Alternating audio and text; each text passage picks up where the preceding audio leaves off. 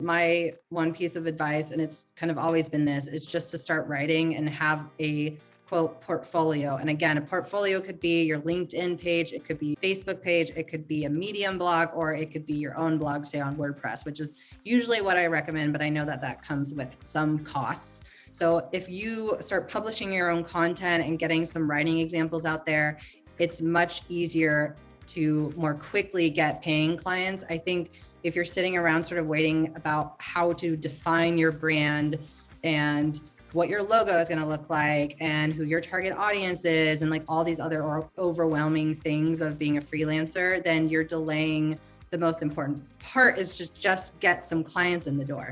And to do that, you just kind of have to have a couple work examples, and then the stuff just starts happening. And so when I first started, I had like a goal, I think, to make like $1,500 a month as a writer. And I was like, oh, I'm going to reach that in like 6 months. But I was like, you know what? I'm going to just try and like start posting about content and blogging and stuff like that. And I think I got my first client the first month and my second client the second month. And I was making $1,500, I think, by the second month. And then it just kind of scaled up quickly. And I'm like, thank God I didn't wait 6 months to launch my brand and get a logo and define my value prop and finesse all my blog articles, you know, like, so I think kind of just hunkering down, getting content out there and learning a lot as you go along, just get some like clients in the door. My whole goal is like get paid first, and then you have some money to put into a brand once you're sure what your brand is going to be. You don't need a fancy website. That's why I mentioned Medium and stuff like that. If your prerogative is like, man, I just really need to get clients, like get some clients as quickly as possible, because that's where the experience is going to be. That's when you're going to start learning what you like, what you don't like, the kinds of clients that you enjoy working with, the ones that you can't bear to work with again. And then your brand will come from that. If you can't just launch with like, this is my brand and my identity, and it's like, you don't know yet. So just try to get some clients in the door, start a portfolio or a landing page or something that gets your face online with some content. And I think you'll be surprised by like how quickly people will notice you and be like, oh, I see that you write content. You want to write for me? So yeah, that would be my major piece of advice. Do you ever wish you could read a client's mind and understand what they're looking for so that you could tailor your online presence and your pitch to exactly what they need? Well, that is what this interview is going to do for you. I'm interviewing Jessica Foster. She's somebody that runs her own SEO writing agency. She's someone who hires writers and edits their work, and she really pulls back the curtain in terms of what she looks for when hiring a writer. We talk a lot about SEO and how to master those skills. And we discuss AI, what the future of content and copywriting is now that ChatGPT is here. I really like the insight that she was able to offer as somebody who is obviously using these tools in her business. And it's good to understand where she sees this going. If you are looking for free, highly valuable tips on copywriting, content writing, and just service-based business management techniques, definitely subscribe down below so you're the first to know when I drop 2 new videos every week. Okay, Jessica, let's just jump right into it. And I want to ask you about your background and how you got into copywriting. Yeah, for sure. And thanks for having me. So my background actually in SEO first. My first job was as a SEO manager, essentially at a marketing agency. Fresh out of college, I studied psychology for what it's worth. And I found the world of SEO really interesting in terms of managing a website, writing content, and that kind of got me into website content. For the SEO agency I worked for, I was writing our blog articles and a lot of the client content.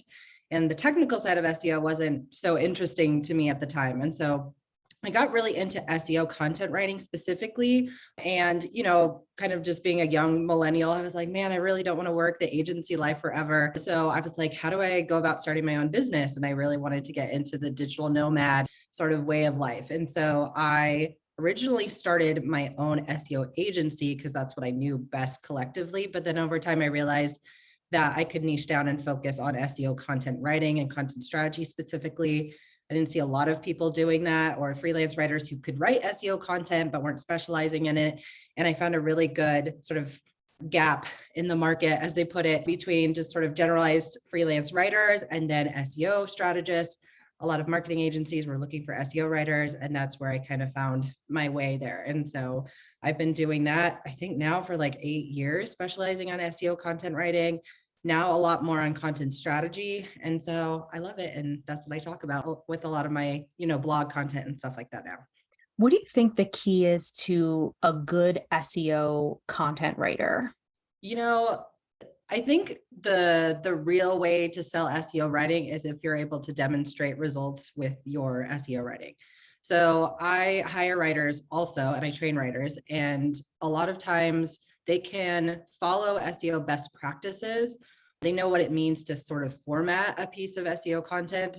But if they don't have an understanding fundamentally of why we're creating this content, which is to generate organic views, and that the search volume of those keywords are based on real user interest, then if you just write a piece of content and then you kind of never follow up on it, then it's really hard to create case studies of your SEO content. And it's really hard to demonstrate that value to potential clients, right? You could just say, oh, I write SEO content, and now a lot of freelance writers know how to do that. But if you're able to put case studies together, or say, like I rewrote this website and all of their service pages, and they weren't getting any organic traffic at all, and now they're getting 20 visitors per month. It doesn't have to be massive numbers, but just paying attention to the numbers, you're able to demonstrate that value more than a lot of other freelance writers can. And so, having worked on big projects now, I have even more significant case studies. But a lot of times you're going to start working for like small businesses and smaller agencies where they're like, any organic traffic would be great. We went from 0 to 20, like I just mentioned, can be a huge bonus to small businesses. So like my mom has a law firm, a small law firm. It's just like 3 people in the office. They weren't getting any organic traffic. We rewrote some of their service pages. They get at most maybe 50 organic visitors per month, but that's about 2 new cases for them. And that is massive for a small law firm. So I think, to answer your question more directly, the way to demonstrate value as an SEO writer is to be able to highlight the results that your content generates for clients. And I talk about this in one of my videos in terms of growing a portfolio when you don't have any examples. Just test out on your own blog, or maybe like if a family has a blog, just write some content and see what happens. Most clients, I realize, don't really care to dig deep into your background to know like who you produce this content for. It's more like, have you produced content? Has it generated results? Yeah. For me, I find it to be tough because I write for B2B technology companies with pretty large marketing departments.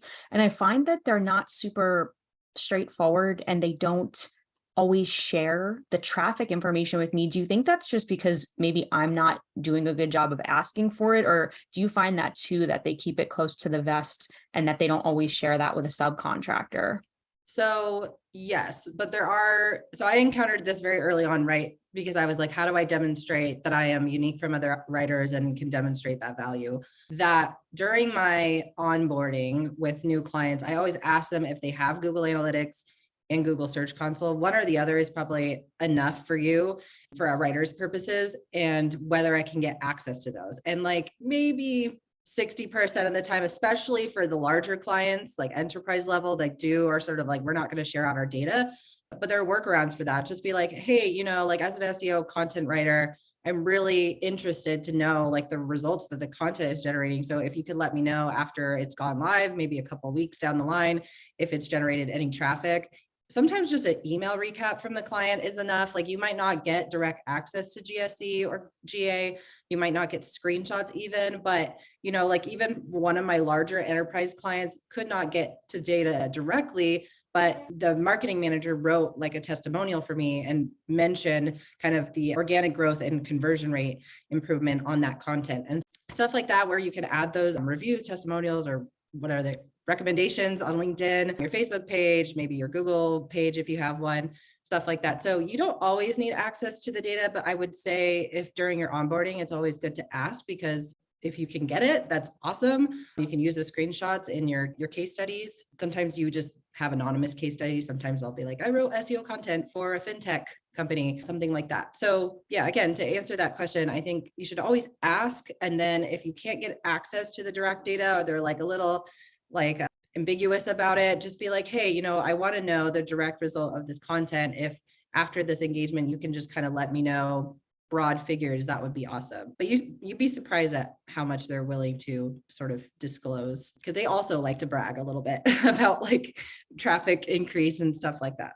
So when you hire content writers, is that a big thing you look for? It's like, okay, is this person somebody who just knows SEO best practices, or are they somebody who really has a firm grasp of SEO and can perform keyword research on their own? For my purposes, so there's kind of two different tracks. If they're working for my agency, I'm pretty flexible because I do a lot of training in-house and also have a lot of SOPs and templates and things like that, and like manage it very, very closely. So I know even like very junior level SEO writers might have been writing SEO content from a best practices point of view, but they need kind of that next step up.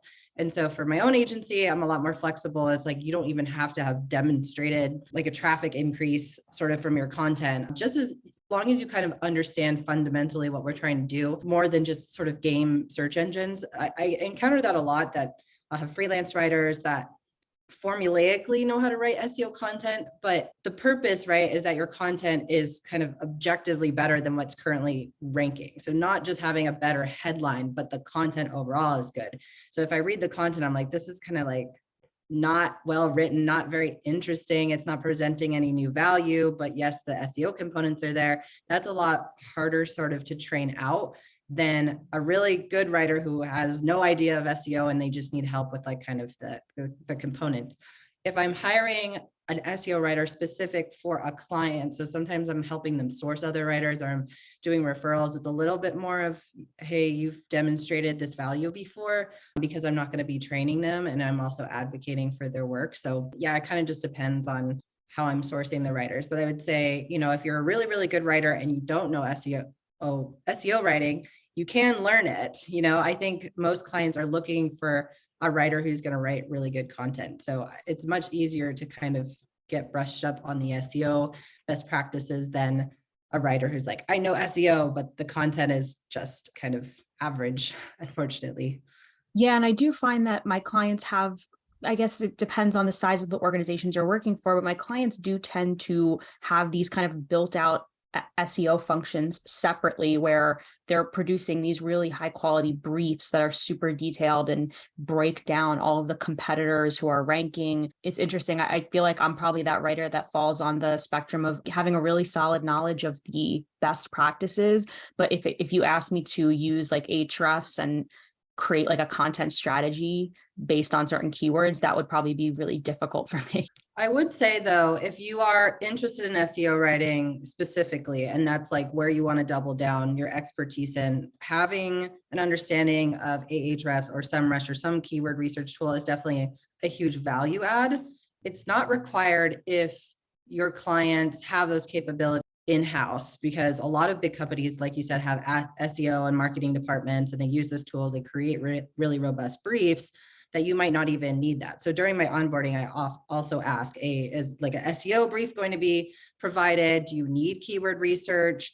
And I'm kind of divert to say that sometimes they do provide keyword research and it's not great. So as an SEO writer, if you're able to distinguish, or let's say you're able to if you're able to understand the fundamentals of keyword research, then it makes your writing even better. And you can also be informed as a strategist on like what the keyword target should be.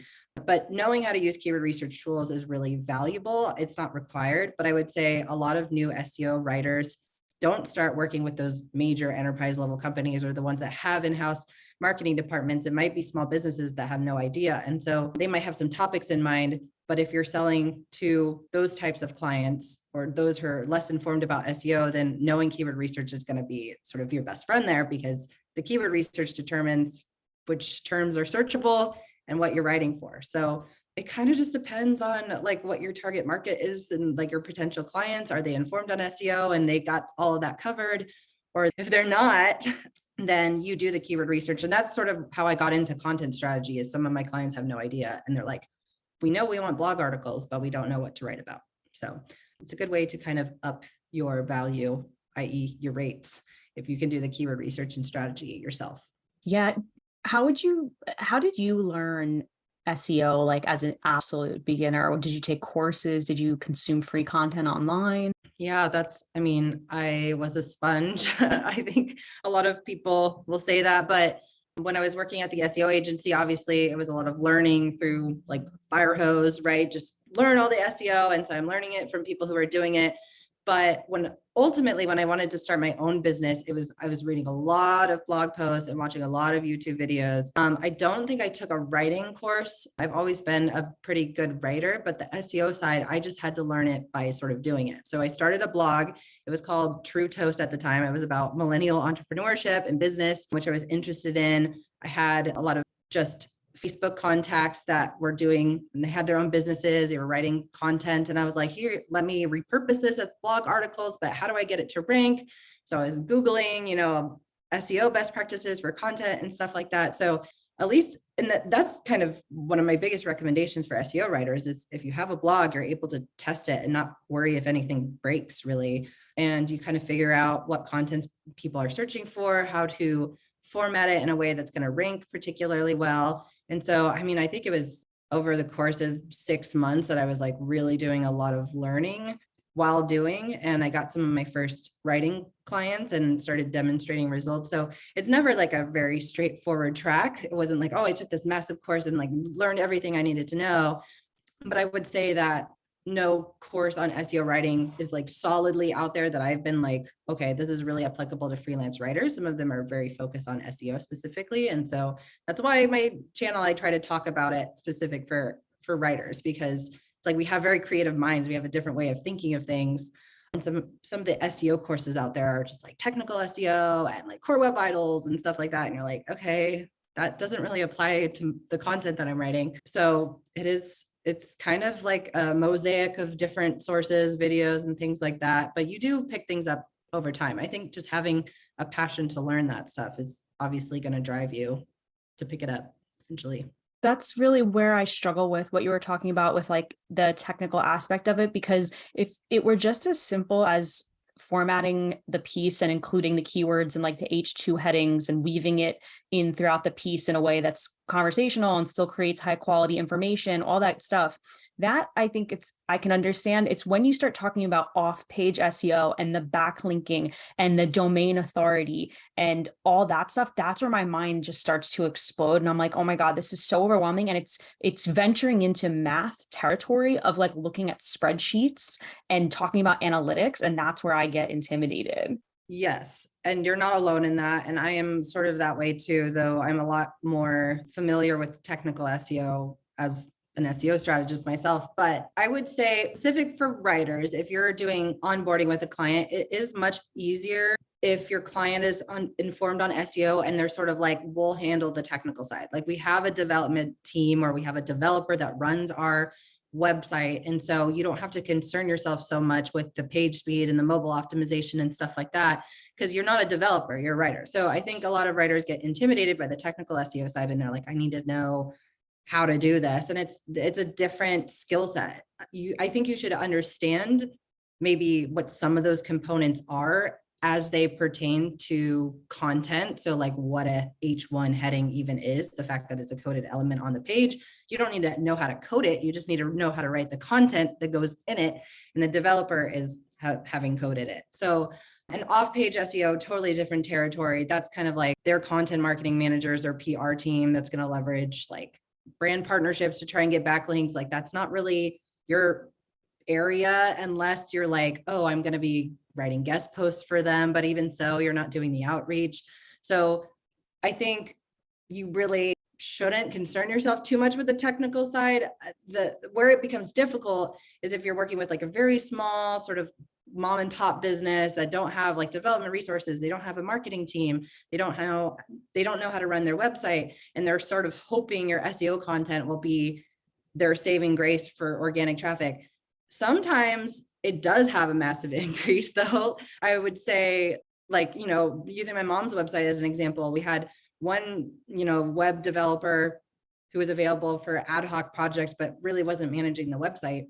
All we had to do is publish SEO content and they got a traffic lift. So it wasn't like, oh, we needed all these other things in order to rank, but it is a little bit more difficult, especially if they have unrealistic expectations, which it's really hard to work with clients like that anyway, across any industry, is if they're hoping you're going to just save the day. It doesn't quite work like that. So I think a lot of times SEO writers do end up wanting to work with these bigger clients or working with agencies because they have those capabilities in-house and they don't have to worry about it. They're like, I'm one piece of this larger puzzle. It's not like someone's looking at me to be the whole puzzle and drive all other organic traffic. But I mean, I think if SEO is an interest to you, you're going to just naturally gravitate to learning more about those things, and maybe you'll become more of a content strategist. But most writers don't need to know much in terms of technical SEO. And that's why, is really focusing on the content fundamentals and sort of the philosophy of SEO content more than the technical side. Because I like to say, Google's whole purpose was to sort of digest the world's information and make it available to users. And what it's trying to do is provide the best piece of content for what a user is searching for. So if you can't objectively write really good content, all the technical stuff in the world is not going to help it rank. So, I would focus on the actual quality and substance of the content first, and then optimize according to best practices. You're going to get a lot farther with that than any technical SEO.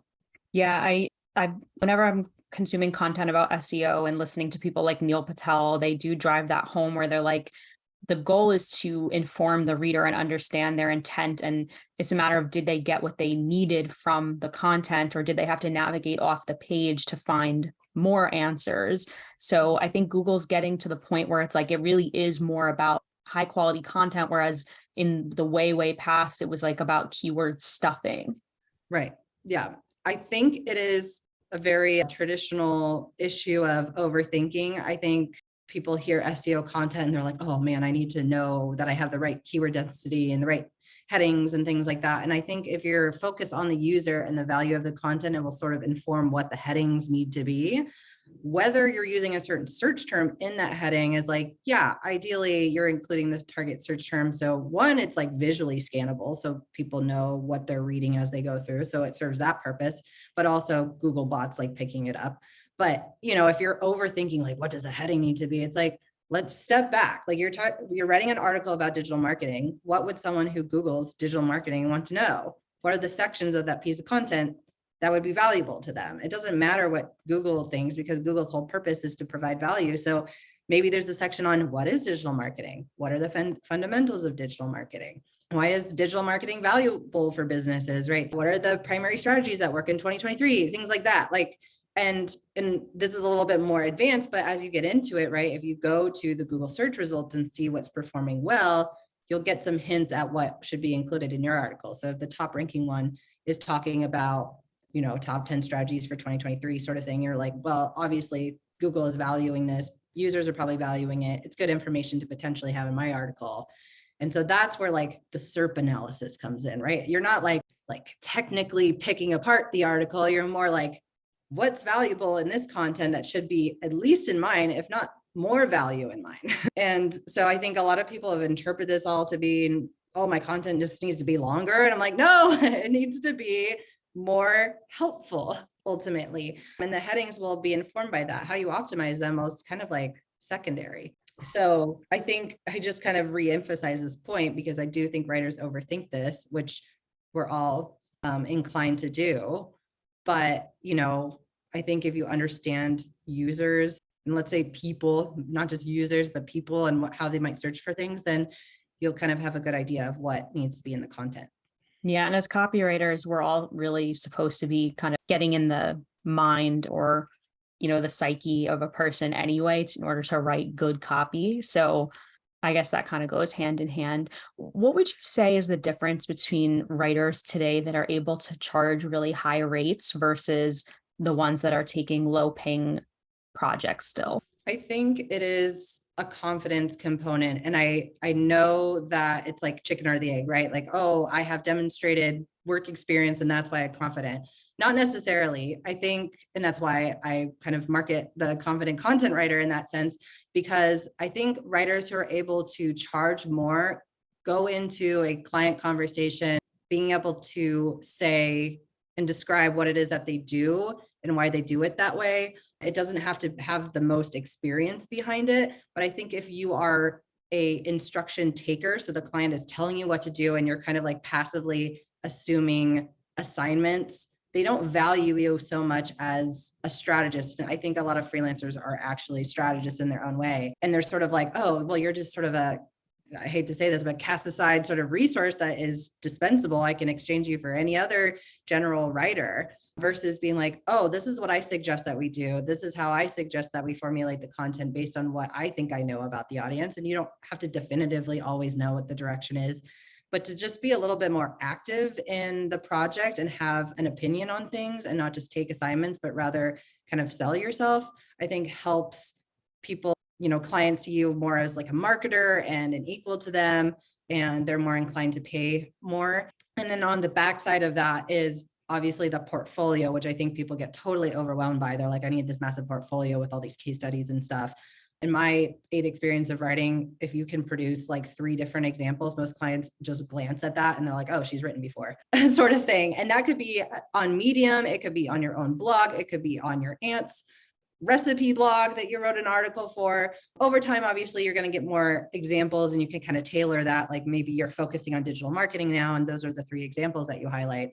But you could just write anything anywhere and, showcase that as your work. I think having some sort of platform, whether it's your LinkedIn profile, Facebook page, or a website, helps kind of set you apart as well, because people can learn about you, see your work examples. It kind of frames you as more of a professional rather than someone just waiting around for random writing gigs. But the confidence thing, I think it's hard, because I think if people are starting from zero, they're like, well, I don't really have experience. And like, how do I enter this conversation? And it's sort of a fake it till you make it mentality.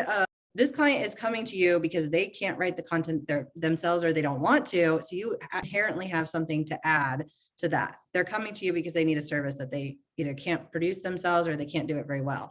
And so I think a lot of writers like, oh, I don't have any experience. It's like, well, someone is coming to you for a reason and you're bringing value to that conversation. And sort of, if you can hold your own, well, I think that sets you apart from a lot of others that are just sort of waiting passively for writing assignments and are kind of doing exactly what they're told to do rather than having opinions about how the content should be framed.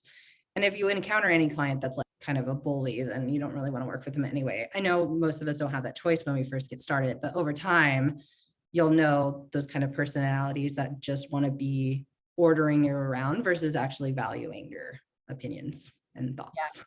Yeah, that's been one of like the biggest learning lessons for me, is walking away from certain clients because it's not a personality fit, and kind of trusting that you're closing a door and leaving room for a better fit to come in.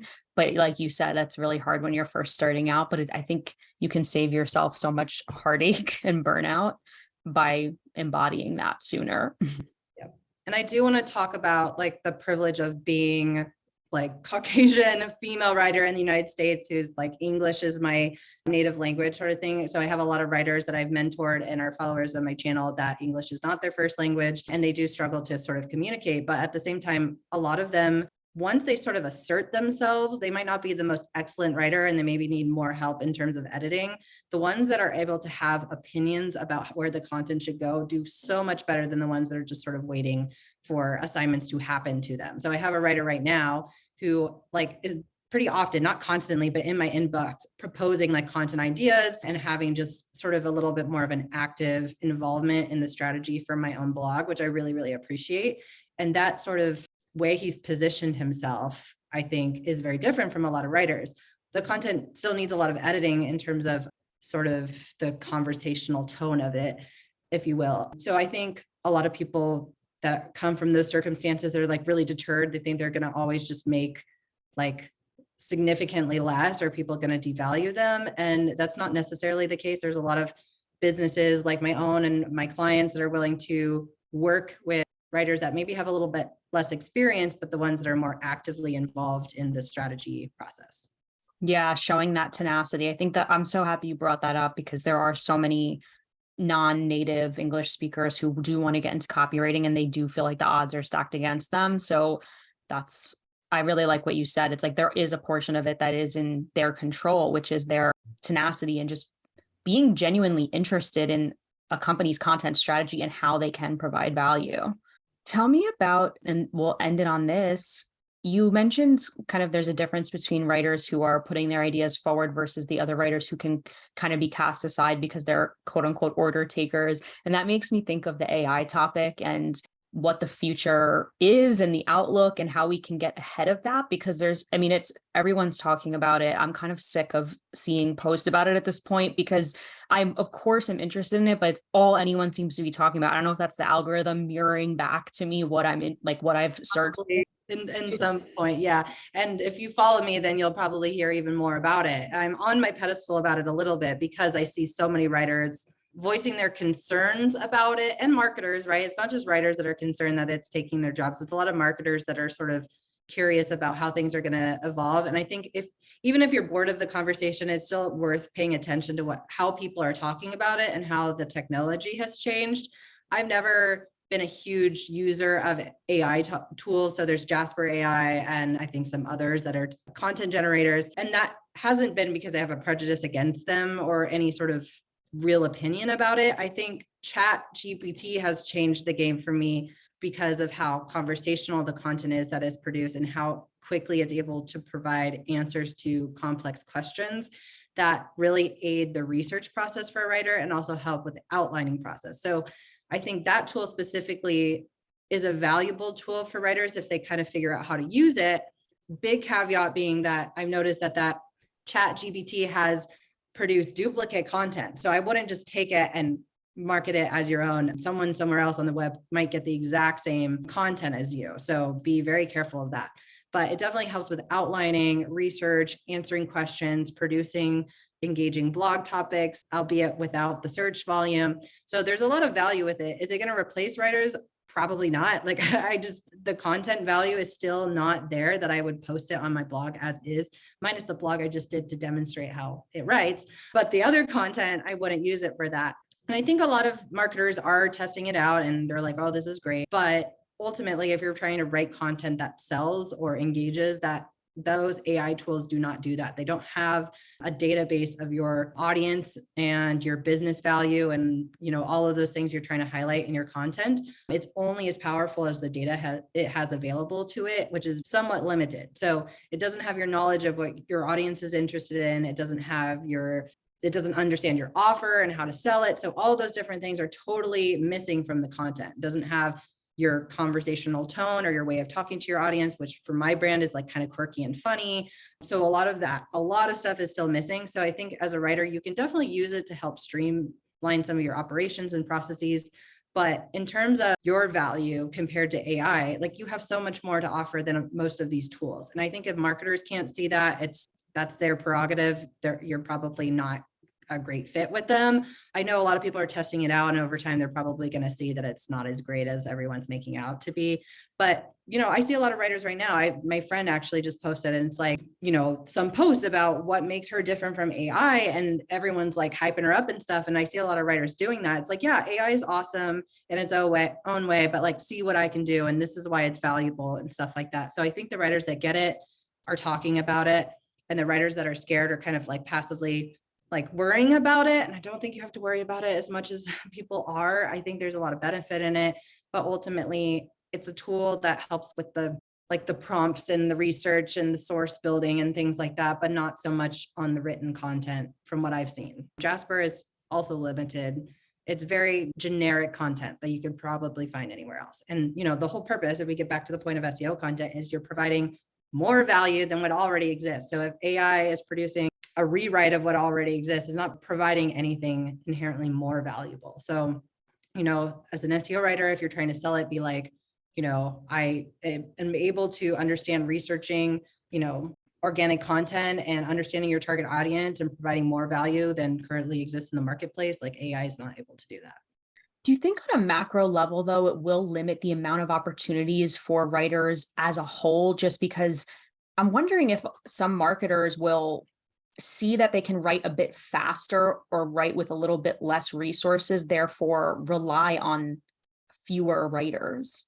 I won't lie. I think, yes, it probably will, because I see marketers using it and testing it out and writing, their, let's say, Instagram copy with it and LinkedIn copy. I see it potentially for social copy for sure. That might limit the opportunities.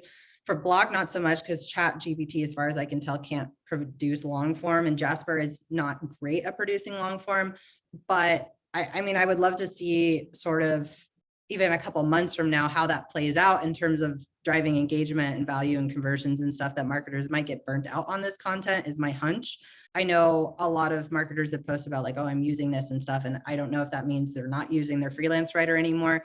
So totally possible, but the world of opportunity that exists out there, I think is still very massively large. So, I mean, I can't measure it because I don't have real numbers to say how many people have switched from hiring writers to using AI. That would be an interesting sort of peek into that. But I think if you have a client and they're like, oh, I'm going to use AI instead, I'd be like, what the hell? So I don't know. Like, okay, if you think AI is better than me, then like I'm either doing something really wrong or you just really don't see my value and this is not great. Anyway, there's other people out there, marketers, business owners, even that have kind of a chip on their shoulder about AI also and are like purposely hiring writers and not using AI. So you kind of have the other side of things.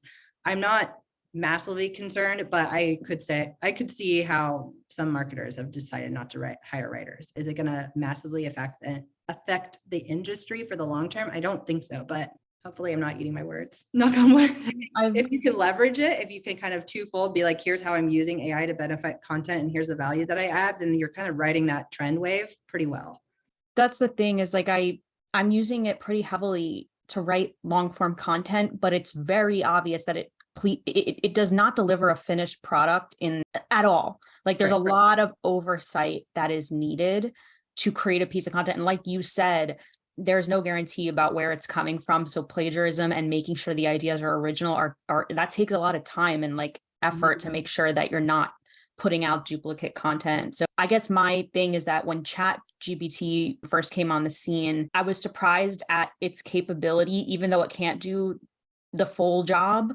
And what scares me, I think, and what does make me nervous is how fast it's progressing and whether or not we can comprehend how fast it's progressing, specifically because they had, I think, 1 million users sign up within the first week. And then the machine is learning from everything that is going into it from users.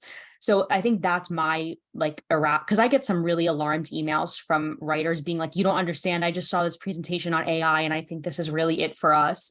And I think that's like the alarmist side. But then there's the other side of me that's like, okay, we all need to double down and really, like you said, get clear on what we offer that is different from AI and stay up on the trends, because what it can do is going to keep progressing.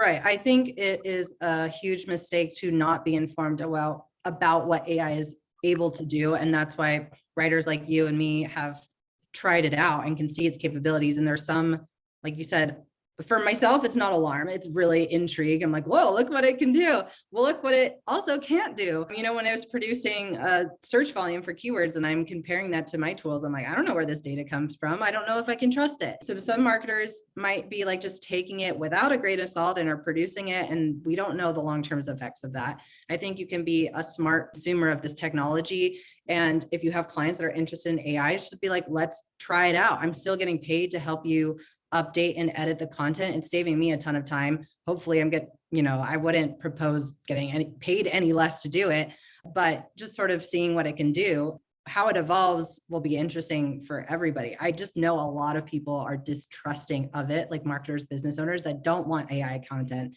So on that side of things, if they found out their writer is just producing AI content, they would probably be mad about it. So I think there's a lot of really strong opinions about it. I think everyone should be informed. I think the best approach for writers is to learn it and just sort of, if anyone asks you about it, you know what the technology can do and can't do. As far as it replacing all of our jobs, I don't think so. I think it's going to just be a trend that people use and they realize its limitations. And yes, it's learning. But, for example, I'm not inputting into the tool who my target audience is or what my unique selling proposition is for my website. So it's not learning much about my brand at all, except for the prompts of what is SEO copywriting? Spit out a definition for me. You know what I mean? So in terms of it, understanding all the brands in the world and the ins and outs of that, it's just kind of digesting what people put into it. But I don't know. I mean, it's just such an interesting technology. I would urge writers to not get too scared about it to the point of paralysis. I think it's an opportunity to sort of pivot into, can I use AI to my advantage, or do I need to redefine what my value is and the types of clients I want to work with? So it's probably a time to sort of think more broadly about that, but I haven't had any writer come to me, again, knock on wood, that's like, oh, all my gigs were replaced by AI. I have not seen any of those stories yet. So I think it's just paranoia, but we'll see. Totally. Lots of opinions about it. Yeah, it is interesting. And there's a lot of talk about it. It's funny. I saw someone in a Facebook group say that their client actually inserted a section into a brief saying like, for this part, use Chat GPT. So I think it'll be kind of like a hybrid like that, where clients understand that writers are going to use it and say like, hey, for this part, I guess this part's a little bit generic. Use Chat GPT to generate this section. I think it's possible. I think, again, as a writer, if you're educated on what it can and can't do, then you can educate your clients as well. Because if I had a client that was like, just use Chat GPT for this section, I'd be like, we still need to rewrite it because it could be identical to 1,000 different pieces of content. Because I've used it myself with varying prompts and I've gotten the same answer 3 to 5 times. So if with one person that's the case, imagine how many millions of people are using it. So I think, especially if you're going to put your brand stamp on a piece of content and then it's identical to what someone else has, or for SEO purposes, it's a exact copy of what someone else has on our website, that to me is more, let's say, dangerous or harmful for your brand than anything, because I do think Google might begin sort of paying attention to this content more closely and noticing trends of duplicate content across the web. Whether it can interpret whether it was produced by AI or not, I'm not sure, but it can already flag duplicate content. So I think if you're like using it and you're just spitting it out and sending it off to your client without revising it at all, and then your client's website blog post gets tagged as being a duplicate, or someone is like claims that it's plagiarized because they published it first, like that could be a huge issue. So I'm a lot more concerned with that than sort of the whole of the opportunity for writers to get clients. Totally. Well, let's end on this. Tell me, what would be your one piece of advice for newer writers who are just starting out and they feel overwhelmed? They may be consuming a ton of content online and they just can't seem to take the action. Yeah, I think my one piece of advice, and it's kind of always been this, is just to start writing and have a quote portfolio. And again, a portfolio could be your LinkedIn page, it could be Facebook page, it could be a Medium blog, or it could be your own blog, say on WordPress, which is usually what I recommend, but I know that that comes with some costs. So if you start publishing your own content and getting some writing examples out there, it's much easier to more quickly get paying clients. I think if you're sitting around sort of waiting about how to define your brand and what your logo is going to look like and who your target audience is and like all these other overwhelming things of being a freelancer, then you're delaying the most important part, is just get some clients in the door. And to do that, you just kind of have to have a couple work examples, and then the stuff just starts happening. And so when I first started, I had like a goal, I think, to make like $1,500 a month as a writer. And I was like, oh, I'm going to reach that in like 6 months. But I was like, you know what? I'm going to just try and like start posting about content and blogging and stuff like that. And I think I got my first client the first month and my second client the second month. And I was making $1,500, I think, by the second month. And then it just kind of scaled up quickly. And I'm like, thank God I didn't wait 6 months to launch my brand and get a logo and define my value prop and finesse all my blog articles, so I think kind of just hunkering down, getting content out there and learning a lot as you go along, just get some like clients in the door. My whole goal is like get paid first, and then you have some money to put into a brand once you're sure what your brand is going to be. You don't need a fancy website. That's why I mentioned Medium and stuff like that. So, if your prerogative is like, man, I just really need to get clients, like get some clients as quickly as possible, because that's where the experience is going to be. That's when you're going to start learning what you like, what you don't like, the kinds of clients that you enjoy working with, the ones that you can't bear to work with again. And then your brand will come from that. If you can't just launch with like, this is my brand and my identity, and it's like, you don't know yet. So just try to get some clients in the door, start a portfolio or a landing page or something that gets your face online with some content. And I think you'll be surprised by like how quickly people will notice you and be like, oh, I see that you write content. You want to write for me? So yeah, that would be my major piece of advice.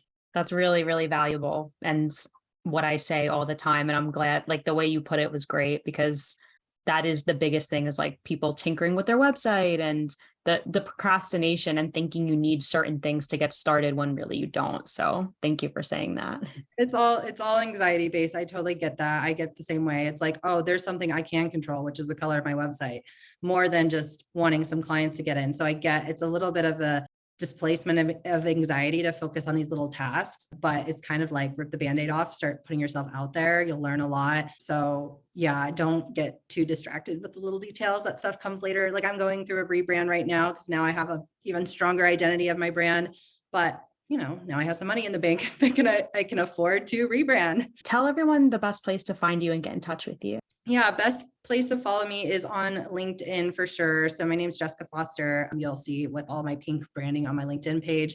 And then also my YouTube channel, which is The Confident Content Writer. Like I said, I'm going through a rebrand. So some of that content is going to change, but I'm hoping to get some new content up pretty soon. And then my brand website is keys&copy.com. There's a lot of content about SEO writing there more tactically. So if you want to learn SEO writing, that's a really good resource.